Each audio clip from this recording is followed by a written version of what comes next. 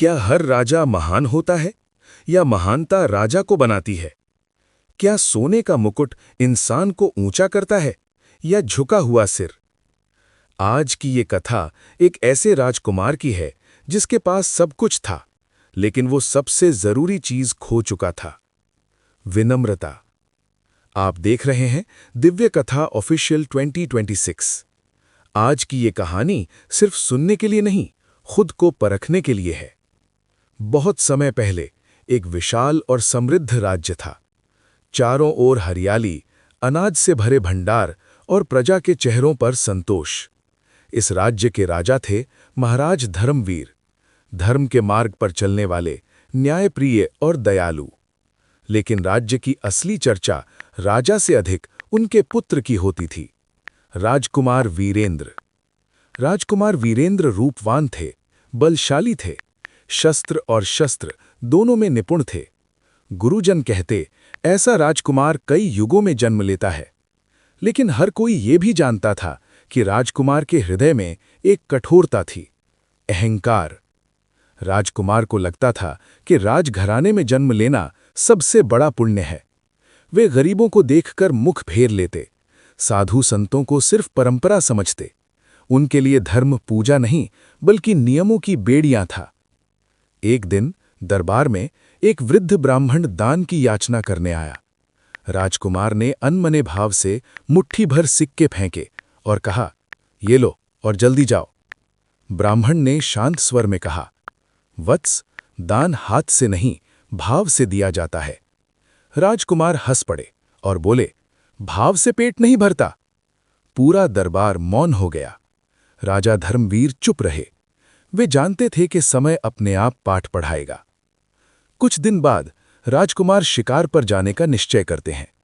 घोड़ा राजसी अस्तबल से निकलता है, वन की ओर। राजकुमार का मन उत्साह से भरा है। वे स्वयं को अजेय समझते हैं, लेकिन जंगल में सब बराबर होते हैं। घना वन, अपरिचित रास्ते और ढलता सूरज। घोड़ा अचानक दिशा बदल देता है। राजकुमार रोकने की कोशिश करते हैं, लेकिन घोड़ा भागता चला जाता है। कुछ ही देर में महल, सेना और परिचित रास्ते सब पीछे छूट जाते हैं। सूरज डूब चुका होता है। भूख, प्यास और थकान राजकुमार को घेर लेती है। पहली बार उन्हें एहसास होता है कि मुकुट इस समय किसी काम का नहीं। रात के अंधेरे में दूर से एक दीपक की रोशनी दिखती है। राजकुमार उधर बढ़ते हैं। वो एक छोटा सा गांव होता है, कच्चे घर, मिट्टी की दीवारें और शांति। एक झोपड़ी के बाहर एक युवती मिट्टी से घड़े बना रही होती है। उसका नाम है सुमिता। राजकुमार कमजोर स्वर में कहते हैं, मुझे पानी चाहिए। सुमिता बिना कोई प्रश्न किए घड़े से पानी देती है। राजकुमार पानी पीते हैं और पहली बार इतना सुकून महसूस करते हैं। वे पूछते हैं, तुम जानती हो मैं कौन हूं? सुमिता धीरे से मुस्कुराती है और कहती है, इस समय आप केवल एक थके हुए यात्री हैं।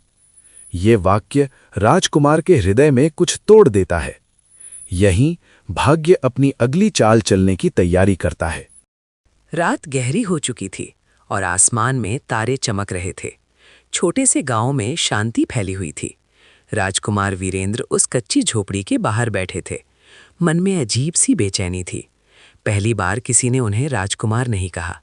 सुमिता चूल्हे पर भोजन बना रही थी और घी की हल्की सुगंध हवा में घुल रही थी। सुमिता ने साधारण सा भोजन राजकुमार के सामने रखा। राजकुमार ने थोड़ा संकोच किया, पर भूख संकोच से बड़ी थी। वे खाते हैं और हर कौर के साथ उनका मन हल्का होता जाता है। राजकुमार पूछते हैं, तुम्हें डर नहीं लगता किसी अनजान को रात में शरण देने से? सुमिता शांत स्वर में कहती है, जिसके मन में भय नहीं, वही ईश्वर के सबसे पास होता है। ये शब्द राजकुमार के हृदय में धीरे से उतरते हैं। सुबह का सूरज मिट्टी के घरों पर नरम रोशनी बिखेरता है। राजकुमार गांव की दिनचर्या देखते हैं। सुमिता सूर्योदय से पहले उठती है, धरती को प्रणाम करती है और फिर मिट्टी गोंदने लगती है। वह कहती है, मिट्टी से जो मिलता है उसी में अहंकार भी छोड़ देना चाहिए। राजकुमार देखते हैं कि घड़ा बनाते समय मिट्टी को कितनी चोटें सहनी पड़ती हैं। वे पूछते हैं, दुख नहीं होता? सुमिता मुस्कुराकर कहती है, जो सह लेता है वही आकार पाता है। ये सुनकर राजकुमार मौन हो जाते हैं। गांव में धन नहीं था, लेकिन मन बहुत बड़े थे। लोग आपस में अन्न बांटते थे और दुख में साथ खड़े होते थे। राजकुमार पहली बार समझते हैं कि अमीरी सिक्कों में नहीं, संस्कारों में होती है। एक वृद्ध कुम्हार राजकुमार से कहते हैं, बेटा, मिट्टी सबको समान बनाती है, राजा को भी और कुम्हार को भी। ये वाक्य राजकुमार की आत्मा को हिला देता है। रात को राजकुमार सो नहीं पाते। वे सोचते हैं कि आज तक कितनों को उन्होंने अपमानित किया होगा और कितनों की ओर देखा तक नहीं होगा। झोपड़ी की दीवार पर मिट्टी की दरारें थीं, पर उन दरारों में भी जीवन था। राजकुमार को अपने सोने के महल खोखले लगने लगते हैं। सुबह राजकुमार सुमित्रा से कहते हैं, मैं कुछ दिन यहीं रहना चाहता हूँ। सुमित्रा कहती है, रुकना आसान है पर बदलना कठिन। राजकुमार पहली बार झुककर कहते हैं, मैं सीखना चाहता हूँ। सुबह का सूरज गांव पर हल्की रोशनी बिखेर रहा था। राजकुमार वीरेंद्र उठकर सुमिता के साथ दिनचर्या में शामिल होते हैं। वो देखते हैं कि सुमिता कितनी सहजता और धैर्य से अपना काम को करती है। मिट्टी को गूंथते समय उसका हाथ कभी नहीं थकता और उसका मन शांत रहता है। राजकुमार को ये देखकर अजीब सा एहसास होता है। उनके भीतर धीरे धीरे समझ पैदा होती है कि शक्ति केवल बाहरी चीजों में नहीं होती, बल्कि धैर्य और सेवा में भी होती है। राजकुमार गांव के बच्चों के साथ खेलता है और उनके लिए घड़े भरकर पानी ले जाता है। वो पहली बार महसूस करता है कि छोटे कामों में भी आनंद है।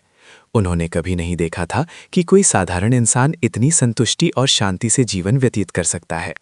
वृद्ध कुम्हार उसे समझाते हैं कि मिट्टी सबको समान बनाती है और जो मिट्टी के साथ सम्मान से पेश आता है वही जीवन में ऊंचा उठता है। राजकुमार इन शब्दों को अपने हृदय में बैठा लेते हैं। दूसरे दिन राजकुमार जंगल में जाता है और प्रजा के खेतों में किसानों की मदद करता है। वो हल चलाता है, बीज बोता है और उनके साथ पानी लाता है। राजकुमार पहली बार महसूस करता है कि सेवा करने में असली शक्ति और गौरव है। मिट्टी में काम करने और साधारण लोगों के साथ रहने के दौरान उसका अहंकार धीरे धीरे टूटने लगता है। एक शाम गांव में अचानक खबर आती है कि राज्य में अकाल और सूखा बढ़ गया है। राजकुमार को महसूस होता है कि महल में बैठे रहने और शाही आभूषण पहनने से राज्य नहीं सुधरेगा। उसे अब वास्तविक ज्ञान और अनुभव से सीखना है। सुमिता उसे एक छोटा मिट्टी का घड़ा देती है और कहती है, जब भी अहंकार बढ़े या खुद को बड़ा समझो, इसे देख लेना। ये तुम्हें याद दिलाएगा कि सब कुछ धरती से आता है। राजकुमार घड़ा लेकर ध्यान करता है। वो समझता है कि उसका अहंकार उसके सीखने की राह में सबसे बड़ी बाधा है। रात को वो झोपड़ी के बाहर बैठकर अपने जीवन पर विचार करता है। उसे एहसास होता है कि असली शक्ति दूसरों की मदद करने और विनम्र रहने में है। मिट्टी की सादगी, सुमिता का धैर्य और गांव के लोगों की सेवा ने उसे अंदर से बदल दिया है। दिन बीतते जाते हैं और राजकुमार अब पूरी तरह से वही नहीं रहा जो जंगल में भटका था। वो अपने आप में बदलाव महसूस करता है और तय करता है कि महल लौटकर वो केवल शासन नहीं करेगा, बल्कि अपने प्रजा के लिए सेवा करेगा। और यहीं से राजकुमार की असली परीक्षा शुरू होती है। महल लौटते ही राजकुमार वीरेंद्र की आंखों के सामने दृश्य बदल जाता है। राज्य की गलियां सुनसान हैं, खेतों में अकाल के निशान हैं। राजा धर्मवीर बिस्तर पर अस्वस्थ पड़े हैं और प्रजा दुख और भूख से परेशान है। राजकुमार का मन भारी होता है। उन्हें एहसास होता है कि अब केवल राजा होने का अधिकार या शाही आभूषण राज्य को नहीं बचा सकते। सच्चा राजा वही होता है जो अपनी प्रजा के दर्द को महसूस करता है। राजकुमार अपने पास रखे मिट्टी के घड़े को देखते हैं। सुमिता के शब्द उनके कानों में गूंजते हैं, जब कभी अहंकार बढ़े या खुद को बहुत बड़ा समझो, इसे देख लेना। ये तुम्हें याद दिलाएगा कि सब कुछ धरती से आता है। उनके दिल में हल्की कंपन होती है। पहली बार उन्हें एहसास होता है कि वास्तविक शक्ति बाहरी वैभव में नहीं, बल्कि सेवा और विनम्रता में है। वो अपने भीतर बदलाव महसूस करते हैं। राजकुमार अब महल की रसोई और खलिहानों में उतरते हैं। वे खेतों में हल चलाते हैं, बीज बोते हैं और पानी लाते हैं। वे गरीबों और मजदूरों के साथ बैठकर खाना खाते हैं। प्रजा पहली बार महसूस करती है कि उनका राजकुमार केवल शासन के लिए नहीं, बल्कि उनके भले के लिए है। राजकुमार हर व्यक्ति के साथ धैर्यपूर्वक समय बिताते हैं। वे समझते हैं कि जो व्यक्ति मिट्टी के साथ सम्मान से पेश आता है, वही जीवन में ऊंचा उठता है। इस अनुभव ने उन्हें अंदर से बदल दिया है। धीरे धीरे वर्षा आती है, सूखे और अकाल के निशान मिटने लगते हैं, खेत हरे हो जाते हैं, प्रजा खुश है और महल में भी हलचल और आनंद लौटता है। राजकुमार अब महसूस करते हैं कि सच्चा भाग्य किसी मुकुट या गहनों से नहीं आता। ये तो उस इंसान की विनम्रता और सेवा भाव से बनता है। मिट्टी की साधारणता ने उन्हें सबसे बड़ा पाठ पढ़ाया। राजकुमार सुमिता को महल बुलाते हैं। ये कोई विवाह प्रस्ताव नहीं है, बल्कि सम्मान और कृतज्ञता का संकेत है। सुमिता महल पहुंचती है, हाथ में अपने बने घड़े के साथ। सभी दरबारियों और प्रजा के सामने राजकुमार कहते हैं, इस कुम्हारिन ने मुझे राजा नहीं, मनुष्य बनना सिखाया है। उसने मुझे अहंकार से बाहर निकालकर वास्तविक शक्ति और भाग्य दिखाया है। सुमिता मुस्कुराती है, उसकी सरलता और धैर्य ने राजकुमार के अहंकार को पूरी तरह तोड़ दिया। राज्य में खुशहाली लौटती है, राजकुमार विनम्र, निस्वार्थ और सच्चे नेतृत्व वाला बन जाता है। तो दोस्तों, भाग्य जन्म से नहीं बनता, भाग्य संस्कार, सेवा और विनम्रता से बनता है। जो मिट्टी और साधारण लोगों का सम्मान करता है, वही जीवन में ऊंचा उठता है। इस तरह राजकुमार का अहंकार समाप्त होता है और उसका जीवन वास्तविक मानवता, ज्ञान और धर्म के मार्ग पर चलता है। यदि आपको ये कथा पसंद आई हो तो लाइक करें और चैनल को सब्सक्राइब करें। आप देख रहे थे दिव्य कथा ऑफिशियल 2026।